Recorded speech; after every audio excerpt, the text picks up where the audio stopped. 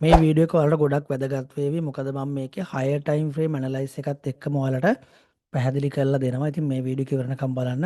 ඔයාලට ගොඩක් දේවල් ඉගෙන ගන්න පුළුවන් higher time frame එක analyze කරලා අපි කොහොමද analyze කරන time frame එකේ trade වලට entry ගන්න කියන දේ ගැන ඔයාලට හොඳ අවබෝධයක් මේ වීඩියෝ එකෙන් ලැබේ. ඉතින් මම බලාගෙන ඉන්නේ මගේ analyze කරන time frame එකේ විතර 15 minute chart එක NZD CAD chart එකේ 50 මිනිට් ටයිම් ෆ්‍රේම් එක මම බලාගෙන ඉන්නේ. අද දිනේ 2025 6 වෙනි මාසයේ 11 වෙනිදා වෙලාව පස්වරු 6:55යි. මම මේ ගත්ත එන්ට්‍රි එක බලන්න මම මෙතනින් එන්ට්‍රි එකක් අරගෙන තියෙනවා. රිස්ක් රිවෝඩ් එක තියාගෙන තියෙනවා 1/6ක්. හරිද? එතකොට මම කොහොමද මේ එන්ට්‍රි එක ගත්තේ? අන්න ඒක පැහැදිලි කරලා දෙන්න තමයි මම මේ වීඩියෝ එක අරගෙන ආවේ. හරිද? දැන් මේ තියෙන ඇනලයිස් කරන ටයිම් ෆ්‍රේම් එකනේ. අපි මුලින්ම යමුකෝ 6 ටයිම් ෆ්‍රේම් එකට.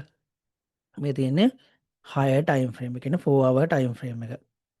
බලන්න 4 hour chart එකේ දැන් මේ දින ගණනාවක් තිස්සේ මේ අපි ගත්තොත් මැයි එක ඉඳන් 4 hour කියන ලෝන් ටර්ම් අපිට chart එක බලා ගන්න තියෙන්නේ ලෝන් ටර්ම් ට්‍රෙන්ඩ් එක බලා ගන්න තියෙන chart එකක් තමයි 4 hour කියන්නේ. ඒතර බලන්න මේ දින කිහිපේ අපි ගත්තොත් එහෙම මැයි 15 වෙනිදා ඉඳන් මැයි ජූනි 2 වෙනකම් වගේ. ජූනි 2 ඊට සත දිනේ කවද්ද? ජූනි 11. ඒතර ජූනි 11 වගේ වෙනකම් මොකද වෙලා තියෙන්නේ? මාකට් එක සයිඩ් වේ ගිහිල්ලා තියෙන්නේ. හරිද? හොඳට තේරුම් ගන්න මම මේ කියන කාරණය. මාකට් එක සයිඩ් වේ ගිහිල්ලා තියෙන්නේ. එතකොට දැන් මෙහෙම සයිඩ් වේ යනකොට මෙන්න මේ යන මූවමන්ට් එක අපිට 15 මිනිට් එකක පෙන්වන්නේ කොයි වගේද? අපි ඒක බලමු. ඔන්න මම මේ මාක් කරපු මූවමන්ට් එක පොඩ්ඩක් බලමු 15 මිනිට් එකේ. බලන්න මේ 50 මිනිට් එකේ ඒ 4 hour එකේ යන පොඩි මූවමන්ට් එක සයිඩ් වේ යන මූවමන්ට් එක 50 මිනිට් එකේ අප් ට්‍රෙන්ඩ් එකක් වගේ පෙන්වනවා. නේද? එතකොට ඒ කියන්නේ මෙන්න මේ මූවමන්ට් එක හරිද? ඊට පස්සේ අපි යමු නැවත 4 hour එකට. 4 hour එකට ගිහිල්ලා බලන්න දැන් මේ සයිඩ් වේ යන මෙන්න මේ මූවමන්ට් එක බලන්න. මෙන්න මේ මූවමන්ට් එක 4 hour එකට මේක සයිඩ් වේ යන පුල් බැක් එකක්. ඒ කියන්නේ සයිඩ් වේ මාකට් එක ඩවුන් එකට ඇවිල්ලා තියෙනවා. මෙතන ඉඳන් ඒ කියන්නේ රෙසිස්ටන්ස් එකේ ඉඳන් සපෝට් එකට මාකට් එක ඇවිල්ලා තියෙනවා. මේ මූවමන්ට් එක 15 මිනිට් එකේ මොකද්ද? අපි බලමු මොකද්ද කියලා.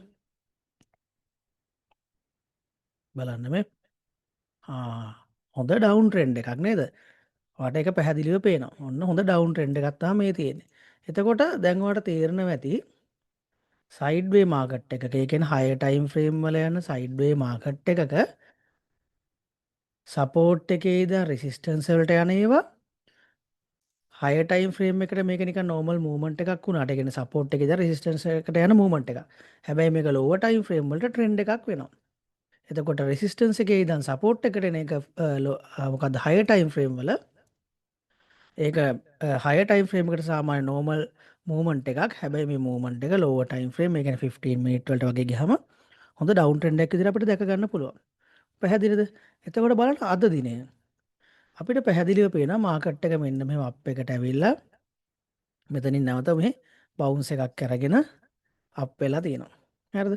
අප් වෙලා බලන්න මේ ජූනි 10 ඉඳන් අද දිනේ ජූනි 11 වෙනකම් මාකට් එකේ තියෙන මෙන්න මේ පල්ලෙහාට එන මූවමන්ට් එක නේද? මාකට් එකේ තියෙන මෙන්න මෙහෙම පල්ලෙහාට එන මූවමන්ට් එකක්.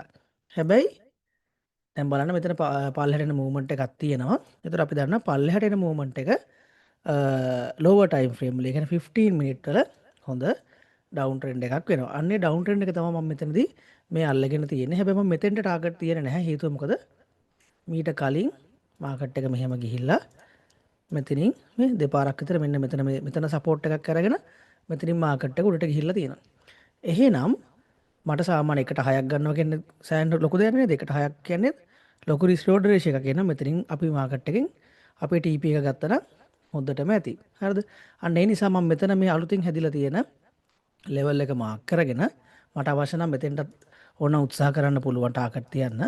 නමුත් මෙතන දැන් දෙපාරක් විතර මාකට් එක මේ මෙතන දෙපාරක් සපෝට් කරලා තියෙන හින්දා අපි මෙතෙන් විතර තියාගත්තාම හොඳට ඇති. මොකද අපිට වැඩි තණ්හාවට යන්න ඕනේ නැහැ. එකට 6ක් ගත්තා මාකට් එකෙන් අයින් වුණා. හොඳ ට්‍රේඩ් එකක් අපිට හොඳ ට්‍රේඩ් අවස්ථාවක් ලැබිලා තියෙන්නේ. පැහැදිලිද? අන්න ඒ නිසා දැන් ඔන්න මේන පුල් බෑක් එක. ඒ කියන්නේ මේන මූවමන්ට් එක අපි 15 මිනිත් එකෙන් දැන් අල්ලන්නයි යන්නේ. 15 මිනිත් එකට ගියාම මේ මූවමන්ට් එක අපිට හොඳ ට්‍රෙන්ඩ් එකක් වගේ පේනවා. ඔයාලට පැහැදිලිව පේන්න ඇති මේ.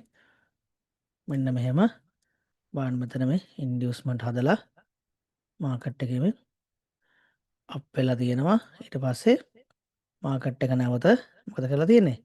ඔන්න ඩවුන් වෙලා මෙන්න මෙතෙන්ට ආවා. හරිද? ඒ කියන්නේ එක්ස්ට්‍රීම් පොයින්ට් එකකට මාකට් එක ආවා. අපි දැන් බැලුවොත් මේක මාක් කරලා පෙන්නන්නම්කෝ ඔයාලට. මේ ටික අයින් කරගමු. දැන් මේක බලන්න. දැන් මෙතන මූවමන්ට් එකක් එනවා. හරිද? ඇවිල්ලා මෙතන මේ හොඳට බලන්න. මම මේවා අපේ ප්‍රීමියම් වීඩියෝ පැකේජ් එක වලට පැහැදිලි කරලා දීලා තියෙනවා. බලන්න මෙතන මේ මෙතන ලික්විඩිටි ගලවලා තියෙනවා මේ. මූවමන්ට් එකක් පල්ලෙහාට ඇවිල්ලා ලික්විඩිටි ගලවලා ඔන්න මාකට් එකේ මෙහෙම ඉන්ඩියුස්මන්ට් හදලා ගිහිල්ලා තියෙනවා. එතකොට මෙතන ලෝව ලෝ එකක්, මෙතන ලෝව හයි එකක්.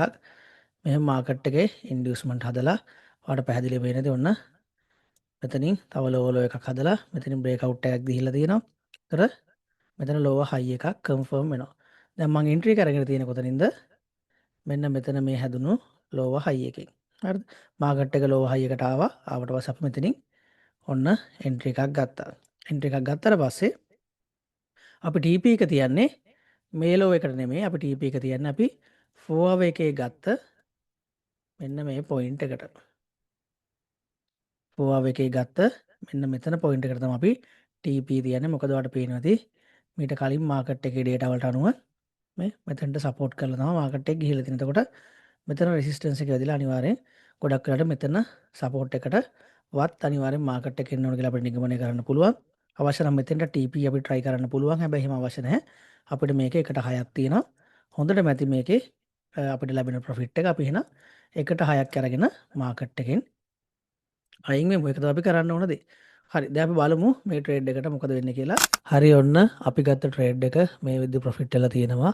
අපි බලාපොරොත්තු වෙන රිස්ක් රෙෂියෝ එක බලන්න 1/6ක රිස්ක් රෙෂියෝ එකක් අපි අරගෙන තියෙනවා. අපි මාක් කරපු මෙන්න මේ 4 hour එකේ zone එකට අපට හොඳට පේනවා ඇති මාකට් එක ඇවිල්ලා තියෙනවා. ඉතින් මේක ඇනලයිස් කරේ කොහොමද කියලා high time frame එක තීරුම් අරගෙන කොහොමද මේක ඇනලයිස් කරේ කියලා මම ඔයාලට පැහැදිලි කරලා දුන්නා. බලන්න ඉතින් ඒ විදිහට මාකට් එක වැඩ කරලා තියෙනවා.